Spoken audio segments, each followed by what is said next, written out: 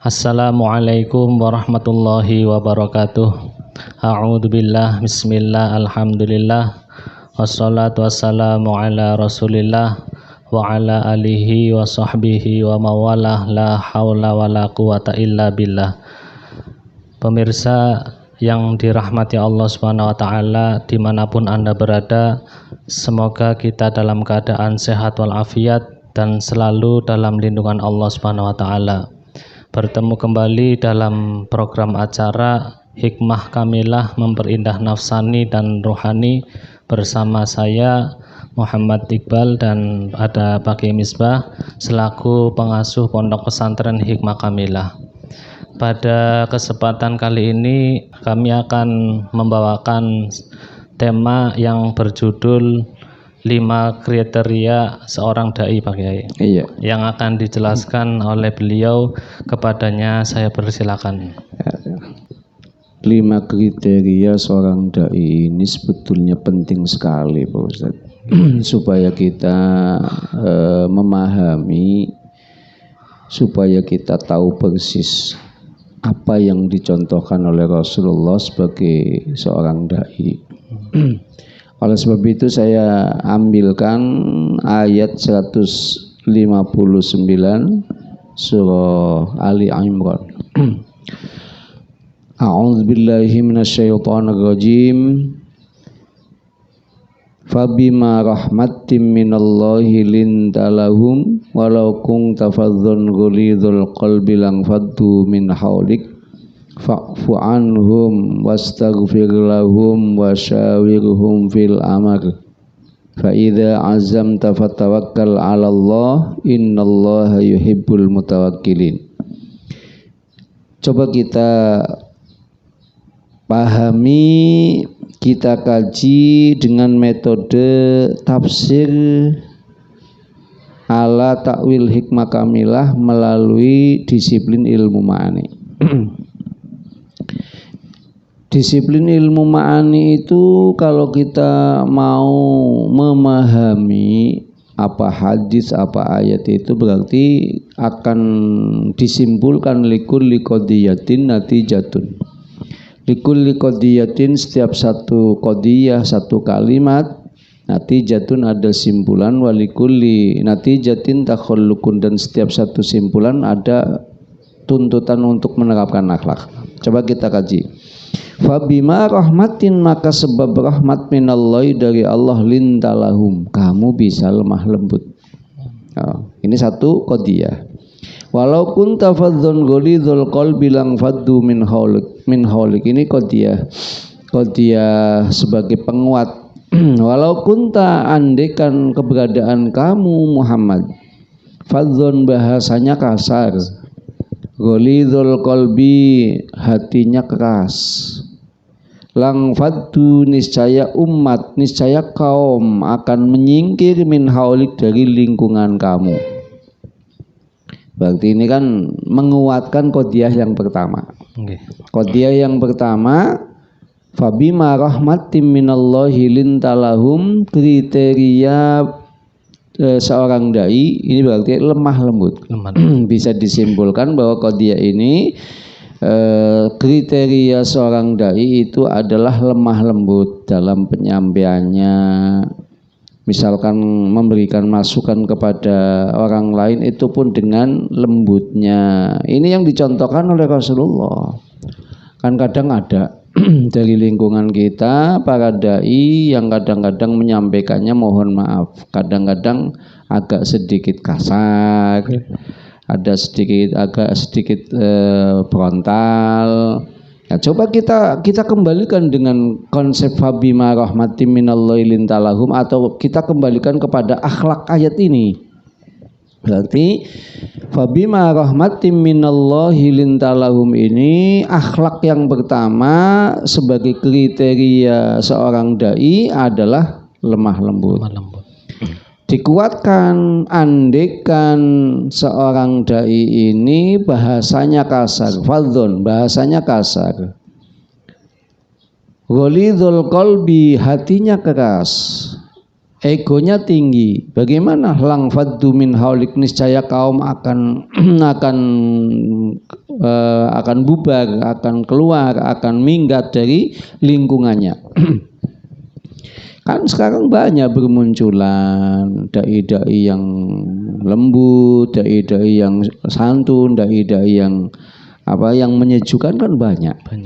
Dan masyarakat itu bisa memilih dan bisa memilah serta memilih. Memang apa yang diajarkan oleh Rasulullah itu bukan kekerasan, tapi tegas harus, nanti kriteria paling akhir. Jadi ini bukan kekerasan, ya, bukan keras, bukan getas, tapi nanti ada ketegasan tetap harus diterapkan. Jadi dua qadiyah ini intinya, walau kunta fadzon ghalidhul qalbi lang faddu min haulik, ini menguatkan bahwa ketika kamu sebagai seorang dai bahasanya kasar, hatinya sekeras batu, maka umatmu akan meninggalkan kamu. Itu inti dari qadiyah yang kedua, yang pada intinya menguatkan qadiyah yang pertama.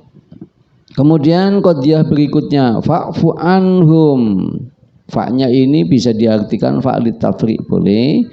Oleh sebab itu fa'fu, maafkanlah, anhum, mereka. Jadi ketika seorang dai ini betul-betul siap menjadi dai, maka pertama lemah lembut, yang kedua fa'fu anhum, pemaaf. Jadi seorang dai itu ya harus mempunyai sifat pemaaf, senantiasa memaafkan kesalahan kaumnya, kesalahan santrinya, kesalahan murid-muridnya, kesalahan orang yang dibimbingnya. Ini qadiyah fa'fu anhum. Oleh sebab itu maafkanlah mereka. Kemudian yang ketiga, qadiyah yang ketiga, wastaghfir lahum. Wastaghfir lahum, dan mohonkanlah ampunan buat mereka. Bukan hanya seorang dai itu hanya menyampaikan dakwahnya, tidak.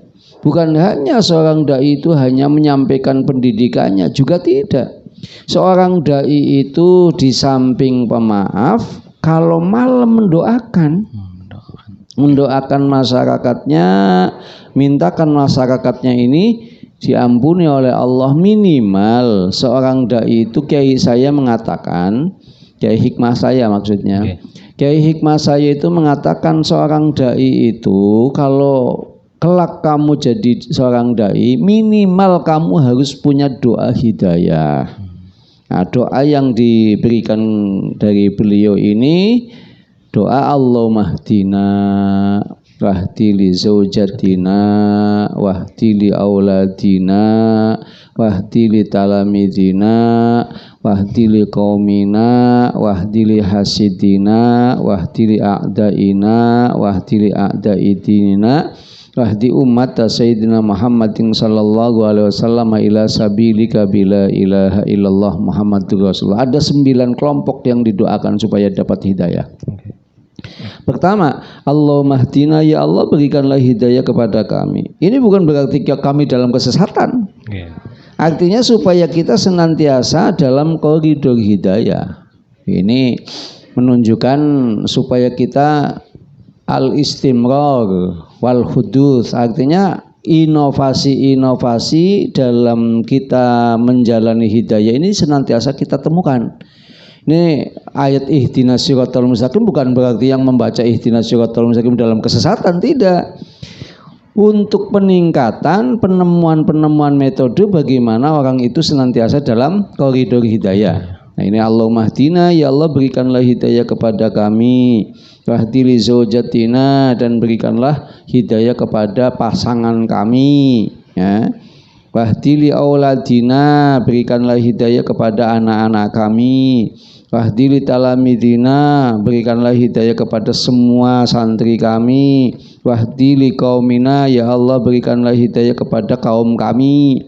Wahdi li hasidina, berikanlah hidayah kepada orang yang dengki kepada kami.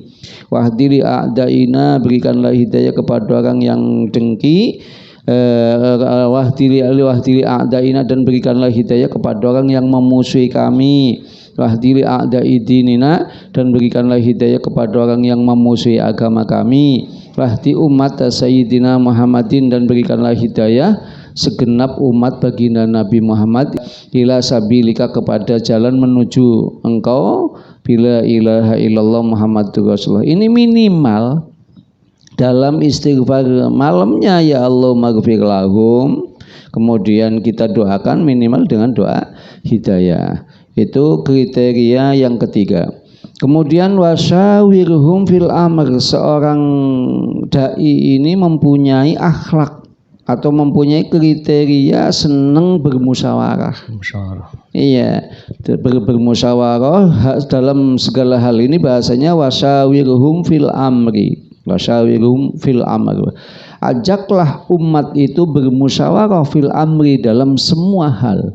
Kalau kita tinjau dengan ilmu ma'ani, alnya lafal al amri bisa listihroq afrodil jinsi, maksudnya semua jenis masalah, bukan hanya masalah agama saja, tapi semua jenis masalah yang mengena kepada masyarakat. Ajak masyarakat itu bermusyawarah. Konsep musyawarah sistem ini sudah diajarkan oleh Al-Quran. Tapi memang konsep musyawarah sistem itu pun ada jalurnya memang. Nanti ada yang disebut 6 disiplin ilmu kan.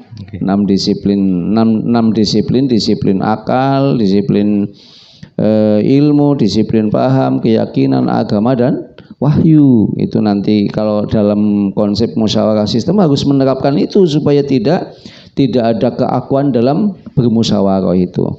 Ini yang berarti yang ke berapa, 4 ya Pak Ustaz ya? Okay. Pertama lintalahum, kedua fa'fu anhum, ketiga wastaghfir lahum, keempat wasawirhum fil amr. Ini kriteria yang terakhir, fa idza azam tafattawakkal 'alallah. Ketika kamu sudah betul-betul bulat, yakin, fatawakkal 'alallah, maka pasrahkanlah kepada Allah. Innallaha yuhibbul mutawakkilin, sesungguhnya Allah sangat menyukai kepada mereka yang memasrahkan dirinya kepada Allah. Artinya apa? Ketika hasil musyawarah ini sudah disepakati, tidak menyalahi aturan apapun, fa idza azam tafattawakkal 'alallah, maka kamu ngambil langkah yang tegas. Hasil keputusan permusyawaratan terapkan.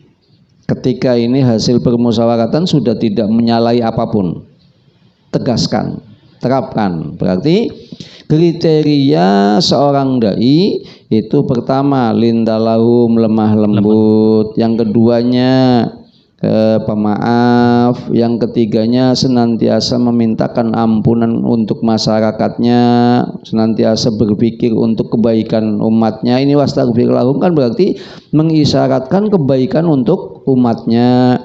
Kemudian wasyawirhum fil amr, senantiasa mengajak bermusyawarah ketika ada masalah supaya apa? Tidak berlarut-larut, supaya tidak ada buruk sangka satu sama lain, supaya tidak ada suudzon satu sama lain, supaya tidak ada negatif thinking satu sama lain, supaya clear, terbuka semua. Berarti ada metode transparansi di dalamnya.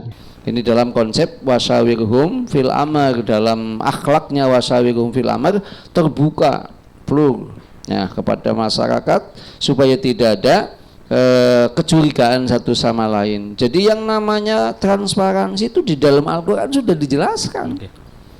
Kehidupan kita dalam menjalani hidup, kehidupan dan menghidupan bermasyarakat ini sudah ada wasawirhum fil amri atau fil amr. Ini ya intinya transparansi, terbuka. Iya.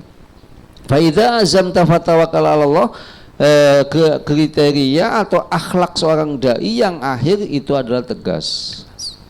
Tegas itu bukan tegas menurut dirinya sendiri, tapi tegas setelah hasil kesepakatan yang disepakati melalui permusyawaratan dan tidak menyalahi aturan apapun. Berarti 5 kriteria seorang dai ini kita ambilkan dari ayat 159 surah Ali Imran. Jadi kriteria atau akhlak, 5 kriteria seorang dai ini kita ambilkan dari ayat 159 surah Ali Imran. Saya kira cukup Ustaz. Terima kasih Pak Kiai Iya. atas penjelasannya. Demikian penjelasan mengenai tema yang berjudul 5 kriteria seorang dai. Semoga bermanfaat untuk kita semua.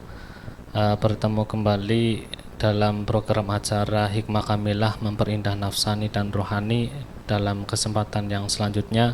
Saya dan Pak Kiai Misbah pamit undur diri. Terima kasih. Wassalamualaikum warahmatullahi wabarakatuh.